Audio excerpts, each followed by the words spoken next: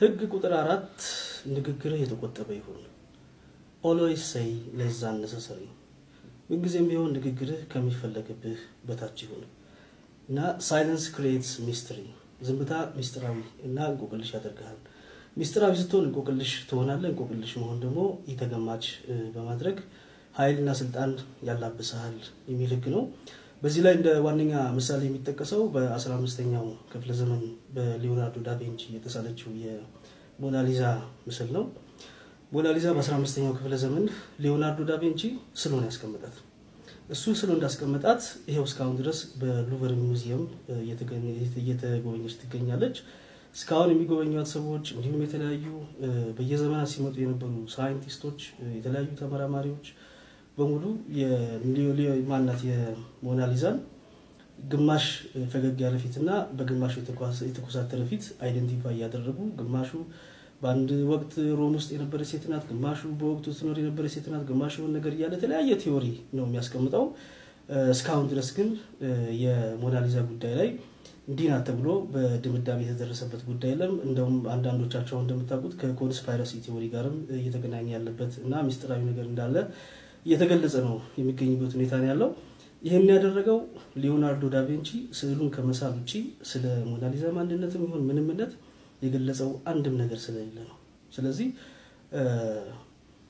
በዚህ ቲዮሪ ይሄን የምናየው ምንድነው? ጥቂት ነገር በልና የቀረው ነገር ሌሎች ሰዎች ከራሳቸው ኢማጂኔሽን በመነሳት ሲወዛገቡ እንደገና ሲገምቱ እንዲቆዩ ማድረግ ተለማመድ የሚል አይነት ቲዮሪ ነው። በዚህ ውስጥ ምናልባት በዘመናችን ፖለቲካዊ እይታ ካየን ቭላድሚር ፑቲን ስትራቴጂክ ሳይለንስ የሚለውን ነገር በመከተል የተወሰኑ ነገሮችን ብቻ በየጊዜው በመናገር የተቀረውን ሌሎች ሰዎች ቀጣይ ምን ያደርጉ ይሆን፣ ቀጣይ ምን አይነት እርምጃ ይወስዱ ይሆን፣ ቀጣይ በዚህ ጉዳይ ላይ ያለው አቋም ምን ይሆን እያሉ በመወዛገብና ቀጣይ የሚያደርጋቸው ነገሮች በመገመት ጊዜያቸውን ሲፈጁ፣ እሱ ግን ሳይለንትሊ የሚፈልጋቸው ነገሮች ሲያደርግ የነበረበት ሁኔታ እንዳለ ዘመናችን በተለያየ ጊዜ ያየነው የሚሆነውና በዚህ ሳይለንስ ክሪኤትስ ሚስተሪ ወይም ዝምታ እንቆቅልሽን ይፈጥራል። እንቆቅልሽ የተገማች ያደርጋል። የተገማች ከሆንክ ደግሞ ማንም ሰው ቀጣይ ማድረግ የምትችለውን ነገር ማወቅ ስለማይችል ምን ያድርግ ይሆን እያለ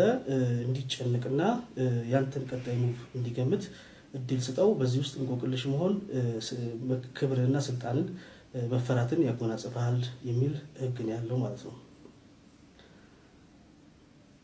ሁለተኛው ወርድስ ካን ኤክስፖዝ ዊክነስ ወይም በጣም የበዛ ንግግር በውስጥ ያለውን ድክመት፣ በውስጥ መደበቅ የምትፈልጋቸውን ነገሮች ወይም ሌላ ሰው ማወቅ የማይገባውን ነገሮች አጋልጠህ እንድትናገር ሊያደርግ ይችላል፣ ሊያሳስት ይችላል ነው። በዚህ ውስጥ እንደ አንድ ምሳሌ የሚጠቀሰው ናፖሊዮን ቦናፓርት እንደምታስታውሱት በ18ኛው ክፍለ ዘመን አካባቢ 15 የሚያካክሉ ትልልቅ የአውሮፓ ሀገራትን በከፊልና ሙሉ በሙሉ ተቆጣጥሮ ሲያስጨንቅ የነበረበት ጊዜ የነበረው።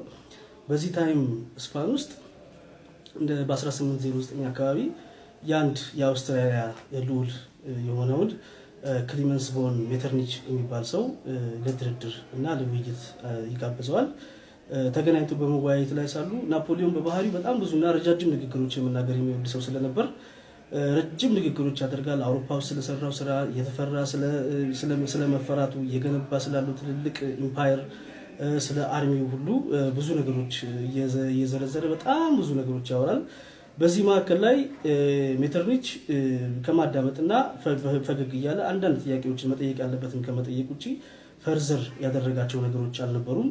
ያ ረጅም ሰዓት የፈጀ ውይይት ከተጠናቀቀ በኋላ ግን የተረጋገጠው ናፖሊዮን በዛን ዕለት የራሱን ኢምፓየር የሚያበቃበትን ካራ ስሎ ለጠላቶቹ እንዳቀበለ ነው ታሪክ የመዘገበው።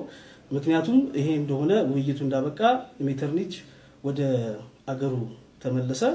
ከዛ በኋላ አውሮፓ ውስጥ ያሉትን ኃይሎች አሰባሰበ። በናፖሊዮን ውስጥ የግዛቶቹን የማጣት ፍርሃት እንዳለበት እና ኢንሴኪዩሪቲ የመተማመን ችግር እንዳለበት እና ኢጎ እንዳለበት ስለተረዳ ዊክነሱን በአግባቡ ድክመቶችና ጠንካራ ጎኖቹን ከንግግሩ በመረዳት በአውሮፓ ውስጥ ያለውን ጸረ ናፖሊዮን ኃይል አደራጅቶ በአጭር ጊዜ ውስጥ ከአውሮፓ ጠርገው ያስወጡበት ሁኔታ እንዳለ ነው የሚነገረውና በዚህ ውስጥ በጣም ኤክስፖዝ የመደረግ በጣም የበዛ ወርድ ቃላትና ንግግር መጠቀም ዊክነስን ኤክስፖዝ እንደሚያደርግብህ እንዲታወቅብህ ማትፈልጋቸውና በጠላት እጅ መግባት የሌለባቸው ነገሮች በአፉና በምላስ ወለምታ አጋልጠህ የምትሰጥበት እድል ሊኖር እንደሚችል ስለሚጠቁም በዚህ ላይ የተቆጠበ ነገር ይኑርህ ይላሉ። አንዳንድ ሰዎች ምናልባት ኔልሰን ማንዴላን በጸረ አፓርታይድ ትግሉ ጊዜ ከዲክለርድ አስተዳደር ጋር ባደረጓቸው ውይይቶች ሊስኒንግ አዝ ፓወር ወይም ማዳመጥን እንደ አንድ ኃይል ተጠቅሞ የጸረ የአፓርታይድ ኃይሉ የነጮች አክራሪ ኃይሉ የሚያነሳቸውን የመከራከሪያ ነጥቦች ሁሉ በአግባቡ በመስማትና በመመዝገብ በነዛ መከራከሪያ ነጥቦች መልሰው ራሳቸውን መደራደሪያ ጠንካራ ነጥቦችን አስቀምጠው የጥቁሮችን ነፃነት ማስከበር የቻሉበት ነገር እንዳለ እንደ አንድ ምሳሌ ሲያነሱ ይስተዋላል ማለት ነው።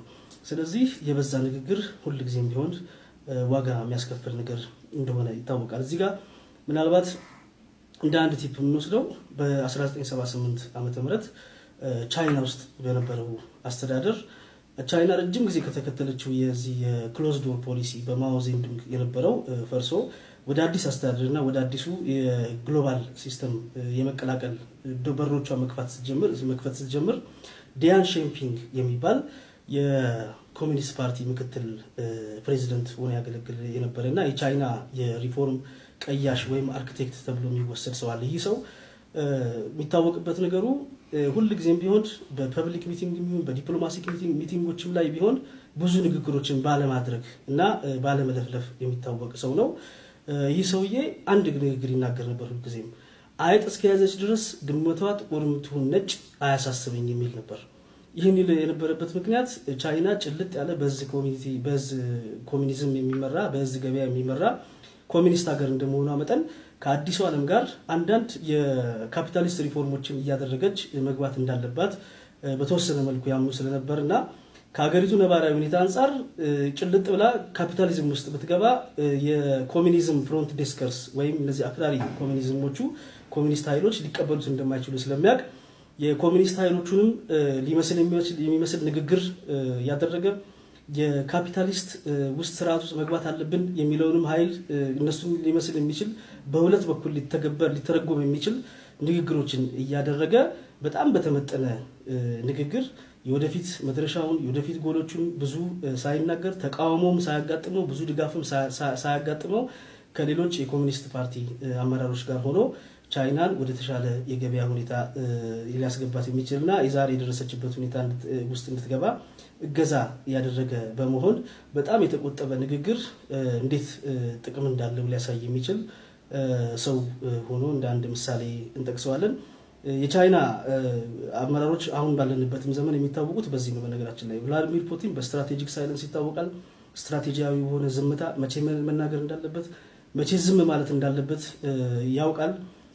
ኔልሰን ማንዴላ ሊስኒንግ አዝ ፓወር ወይም መስማት እንዴት ኃይል እንደሚያስገኝ እና እንዴት መጠቀም እንዳለበት የመስማት የማዳመጥን ኃይል እንደ አንድ ምሳሌ ተደርጎ ይወሰዳል። ሶስተኛ የቻይኒዝ ፖለቲከኞች በተለይ እንደዚህ አምቢጊየስ የሆኑና ስትራቴጂክ በሆኑ ጉዳዮች ላይ እዚህም ነው እዛም ነው ለማለት የሚያስቸግር አሻሚና አጭር ንግግሮችን በማድረግ ስትራቴጂክ የሆኑ ንግግሮችን በማድረግ እንዴት የተለያዩ ፖለቲካዊና ኢኮኖሚያዊ ጥልፍልፎችን እያለፉ በድል እዚህ መድረስ እንደቻሉ ይታወቃልና በዚህ ህግ ቁጥር 4 ላይ always say less than necessary ወይም አንደበትን ቆጥብ፣ መናገር ከሚገባ በታች ተናገር የሚለው ነገር ያንዳንድ የኃይል የፓወር መገለጫ ተደርጎ ይወሰዳል የሚል አጠቃላይ መልእክት ነው ያለው። እሺ ያያ